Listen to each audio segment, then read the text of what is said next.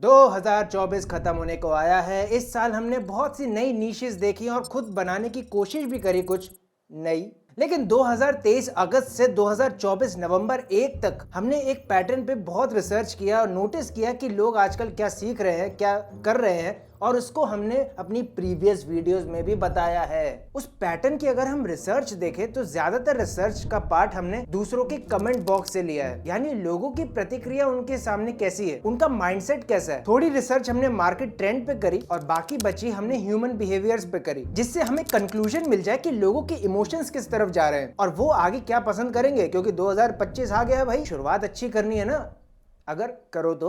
इन सब रिसर्च से सिर्फ एक ही बात साबित होती है कि ये 5 निशीज जो हैं वो 2023 के हाफ से जो शुरू हुई ट्रेंड होना, अब मोस्ट प्रोबेबली इसकी पीक जाएगी 2025, 26, 27 और 28 में। लेकिन तुम कहोगे तू क्या संत महात्मा है, जो तूने बोल दिया वो पत्थर की लकीर हो गई? नहीं, इसके कुछ लॉजिकल रीजंस मैं आपको दूंगा क्यों आप इन्हें हाई पेड निशीज में गिन सकते हैं। जब आप एक व्यूअर होते हैं तो आपको एक यूनिक पर्सपेक्टिव देखने को मिलता है। पिछले 10 महीनों में सबसे ज्यादा एंगेजमेंट इन निशीज ने दिखाई है और इनमें से कुछ हमने खुद ट्राई भी करी है। मजे की बात है, इनका बिजनेस भी बनाया जा सकता है। और सबसे इंपॉर्टेंट, जेनरेशनल माइंडसेट। भूल गए? पिछली वीडियो में ही याद दिलाया था मैंने। जेनरेशनल पाथ एक पैटर्न बताता है कि अभी की जनरेशन और पिछली 5 जनरेशंस ने ऐसा क्या किया जिससे वो पैसे कमा सके या करियर ग्रो कर सके, और जिसके बेसिस पे हम फ्यूचर को प्रेडिक्ट करते हैं कि आगे जनरेशन कैसे काम करेगी, क्योंकि लोगों के पर्सपेक्टिव चेंज होते हैं। तुम कहां से आए हो यार? इन्फ्लुएंसर इन्फ्लुएंसर, गाड़ी के बहाने घोड़ा ले लूं मैं। बस अब तुम इस बार पे नजरें बनाए रखना, इतनी कृपा है तुमसे, क्योंकि जब तक ये बार खत्म होगा तुम ये समझ जाओगे कि ये निशेस वर्क क्यों करेंगी और क्यों कर रही हैं। लोगों का जो आज माइंडसेट है, मैं जनरल ऑडियंस की बात कर रहा हूँ, वो 4 चीजों पे फोकस करता है जो हमें सोशल मीडिया से देखने को मिला है। पहला, उनको क्विक नॉलेज चाहिए। रील्स और शॉर्ट्स का जमाना है भाई, क्यों नहीं हो, लेकिन वो लॉन्ग फॉर्म कंटेंट पे तभी जाते हैं जब उन्हें वैल्यू मिलने के आसार ज्यादा होते हैं, वरना अपनी वैल्यू वो छोटे मोटे वीडियो से निकाल लेते। दूसरा, इमोशन साइकिल। आप कितनी अच्छी तरीके से उनसे बॉन्ड कनेक्ट कर सकते हैं या ट्रिगर कर सकते हैं उनको, उस पर भी डिपेंड करता है वो आगे आपको देखेंगे कि नहीं। तीसरा आता है वैल्यू के प्रति लॉन्ग टर्म अप्रोच रखना। लॉन्ग फॉर्म कंटेंट से वैल्यू मिल रही है। अब वैल्यू का यहाँ मतलब है जो चीज बताई जा रही है आपको वो फील हो, वो आपके लिए एक वैल्यू एडिशन है, या आपकी लाइफ में वो कोई नई चीज ऐड कर रहा है। लेकिन अगर इसको और आसान करना हो तो जिसके पास स्टोरी होगी उसके पास वैल्यू होगा। तो आज स्टोरी ड्रिवन कंटेंट बनाना बहुत जरूरी है। अब कैरी मिनाटी जहाँ रिएक्शन देते थे,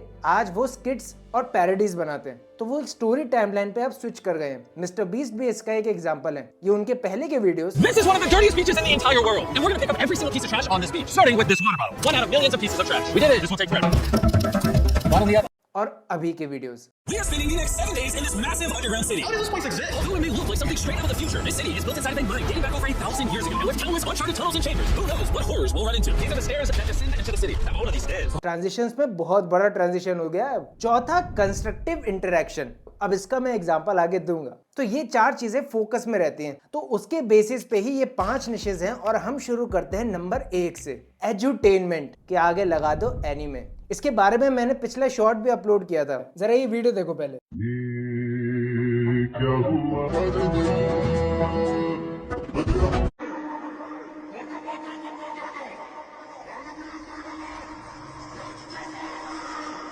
अब हमें पता है कि एनिमे या कार्टून हमें एंटरटेनमेंट देते हैं, लेकिन एट द सेम टाइम हमें ये भी याद रखना है कि वो हमें कुछ सिखा के भी जाते हैं। अब ऐसे ही अलग अलग एजुकेशन टॉपिक्स को मीम्स, एनिमेस, कार्टून्स के नजरिए से समझाया जाता है। अब एनिमे एजुकेशन क्यों आगे बढ़ेगा, उसके मेरे पास 4 रीजंस हैं। सबसे पहले तो ये इजी टू अंडरस्टैंड होता है। मेजर जो बड़े टॉपिक्स हैं, जो कॉम्प्लेक्स टॉपिक्स हैं, उनको आसानी से समझा सकता है, इसलिए लोग इस पे अब स्विच करने लगे हैं। अब फॉर एग्जांपल इंस्टाग्राम के ऊपर ये पेज है, ये एस्ट्रोलॉजी को एनिमे के जरिए और मीम्स के जरिए समझाते हैं, जिससे और ज्यादा आसान हो जाता है। अब इसी को अगर हम फाइनेंस में ले आए या सेल्फ डिसिप्लिन या सेल्फ ग्रोथ नीश के अंदर ले आए तो लोग इसे पसंद करते हैं। इसका एग्जांपल हमने बहुत साल पहले फाइनेंस विद शरण के साथ ही देखा था, जहां लोगों को लगा कि यहाँ पर इजी टू अंडरस्टैंड है चीजें समझने के लिए, जो हमारे लाइफ में एक वैल्यू ऐड कर रही है, वो उसको वॉच करते हैं और वो अपने हिसाब से अजम्पशंस लगाना चालू करते हैं, यानी खुद सीखना चालू करते हैं। अब इसी रील को देख लो, यहाँ पर बस कैरेक्टर के पर्सपेक्टिव दिखाए गए हैं और ऊपर एक टेक्स्ट लिखा गया है और फिल्म के डायलॉग या बैकग्राउंड में म्यूजिक बज रहा है। उससे आप आपको समझ में आ जाता है अच्छा। हाँ, ये बात बिल्कुल जायज है कि YouTube पे इसे करना मुश्किल होगा क्योंकि कॉपीराइट भी इश्यूज आ सकते हैं भाई। अब फॉर एग्जांपल हम ले लेते हैं नॉट योर टाइप को। नॉट योर टाइप की जो मेजर नीश है वो एंटरटेनमेंट तो है, लेकिन एंटरटेनमेंट एक तरीके के नहीं होते। एंटरटेनमेंट को हम साधन बना सकते हैं एक जगह से दूसरी जगह पहुंचने का। अब नॉट योर टाइप जो है अपने एंटरटेनमेंट से मिडिल क्लास प्रॉब्लम्स को एक नया फनी रूप देते हैं। वहीं एंटरटेनमेंट से हम फाइनेंस या हेल्थ केयर या एस्ट्रोलॉजी इन टॉपिक्स को स्टोरी टेलिंग के जरिए यानी एनिमेशन के जरिए डेली लाइफ में जो होता है वो बता सकते हैं लोगों को। तुम ये कहोगे कि हम कैसे बनाएंगे यार, हमें तो नहीं आता ये। उसके लिए कुछ सॉफ्टवेयर्स होते हैं जिसके बारे में मैंने अपने डिस्क्रिप्शन बॉक्स में उसे डाल दिया है, और तो और एक लिंक भी दे दूंगा वीडियो का जिसका 1 घंटे का एपिसोड है। वहां पर पूरा एक स्टेप बाय स्टेप बताया गया है कि इसको कैसे बनाया जा सकता है। तो उस डॉक्यूमेंट्री वीडियो को आप चेकआउट कर सकते हो। हाँ, ये थोड़ा नीश स्पेसिफिक हो जाएगा कि यार एक पर्टिकुलर लोग ही इसे कर सकते हैं, लेकिन मेरा काम है आपको बताना कि आगे क्या चल रहा है। अब आते हैं दूसरे आइडिया पे जो सबसे इंपॉर्टेंट है इस पूरी लिस्ट में, और मेजरली लोग इसको इसीलिए भी करते हैं, उन्हें एडिटिंग की जरूरत है। स्किल शेयरर के आगे लगा दो लाइव और उसके ऑप्शन में बीच में रख दो कंसल्टेंट। अब इसको समझने के लिए तुम्हें एक सिचुएशन देता हूँ। अगर आपको हमारी एडिटिंग पसंद है या थंबनेल बनाना पसंद है या कोई टिप्स आपको चाहिए, तो आप सबसे ज्यादा एंगेजमेंट किस पे दिखाओगे? या मैं एक वीडियो डालूंगा या मैं एक लाइव सेशन करूंगा जहां पर मैं लाइव ये बताऊं पूरा करके, वो एक प्रोजेक्ट, एक वीडियो फाइल ली, उसको पूरा एडिट कर रहा हूँ लाइव, या एक थंबनेल लाइव ही बना रहा हूँ, एक क्लाइंट का प्रोजेक्ट लाइव कर रहा हूँ आपके सामने, तो आप किस पे ज्यादा क्लिक करोगे? 89.8% लोग लाइव सेशंस को चूज करना पसंद करेंगे, और वो सवाल भी पूछ सकते हैं उसी समय, जिससे इस नीश की मांग जो है वो धीरे धीरे बढ़ती जा रही है। लेकिन बहुत कम लोग भी इसे करते हैं क्योंकि इसके लिए आपको एक प्रोफेशनल या एक एक्सपीरियंस्ड बंदा भी होना चाहिए, क्योंकि लाइव इंटरेक्शन में आपसे अगर गलती हो जाती है, मैं आपको एक थोड़ी सी प्रेडिक्शन बताना चाहूंगा। ये पत्थर की लकीर नहीं है, चेंज भी हो सकती है। 2025 के मई के बाद आप जरूर ये देखेंगे कि लाइव कंसल्टेंसीज चालू हो चुकी है यूट्यूब के ऊपर। और मैं ऐसा क्यों कह रहा हूँ, ये डेटा देखो। लगभग 82 क्रिएटर्स इन फैक्टर्स को सेटिस्फाई करने के लिए अब लाइव या प्रीमियर करने लगे हैं अपनी वीडियोस को। ये आपने अब नोटिस करना चालू कर दिया होगा कि बहुत से क्रिएटर्स अपने वीडियोस को प्रीमियर करने लगे हैं। यहाँ तक कि ये वीडियो भी अभी जो आप देख रहे हो वो प्रीमियर पे ही अपलोडेड है।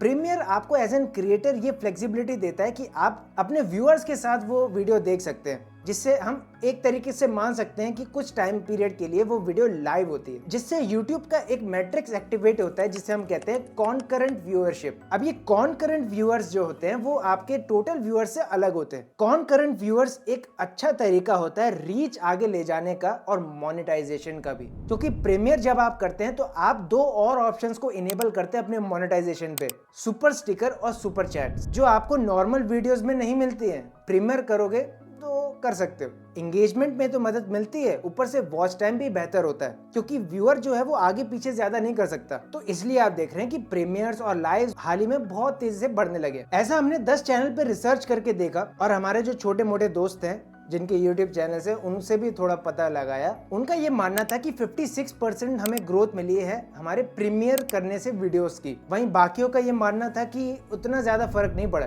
लेकिन आपको पड़ा है कि नहीं, आप कमेंट करके जरूर बताना। लाइव का जो सबसे बड़े बेनिफिट्स में ये आता है कि आपको एडिटिंग में ज्यादा जोर नहीं लगाना पड़ता। आपका लिमिटेड रिसोर्सेज में भी काम हो जाता है। एक अच्छा वेबकैम हो जिसकी मार्केट में कीमत इतनी है, हाँ पीसी और इंटरनेट पे आपको खर्चा करना पड़ सकता है, और एक माइक, और ज्यादा एडिटिंग सॉफ्टवेयर की आपको जरूरत भी नहीं है। बस एक सॉफ्टवेयर, वो भी फ्री में आ जाता है। अब AB क्रिक इन्फो का ही एग्जांपल ले लो फिर से, क्या एडिटिंग है? नहीं है एडिटिंग, लेकिन फिर भी उनके वीडियोस चलते हैं, और कॉनकरेंट व्यूअरशिप की वजह से उनका रेवेन्यू भी बढ़ता है, क्योंकि सुपर चैट्स तो लोग भेजेंगे, अपने सवाल तो लोग भेजेंगे, ऊपर से आपको एडवर्टीजमेंट का भी अलग से मिलेगा। और ये बात ये तय हो जाती है कि आप एक ही वक्त पे YouTube के सारे मोनेटाइजेशन फीचर्स, मेंबरशिप्स को छोड़ के वो सब एक बारी में इस्तेमाल कर रहे हो। इसलिए लोग प्रीमियर और लाइव पे ज्यादा जोर देने लगे। तो लाइव कंसल्टेंसी को दिमाग में रखना, ये एक आगे आने वाला फ्यूचर हो सकता है।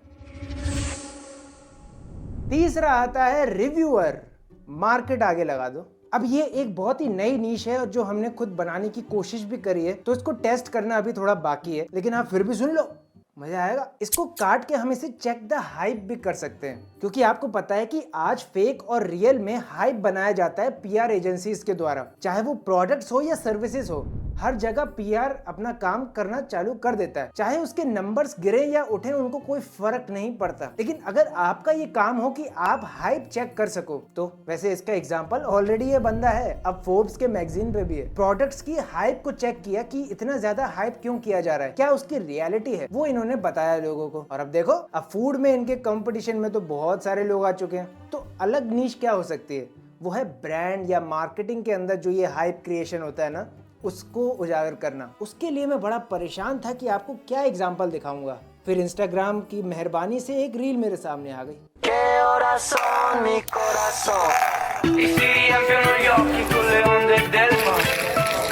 What the? I need it on my desk now!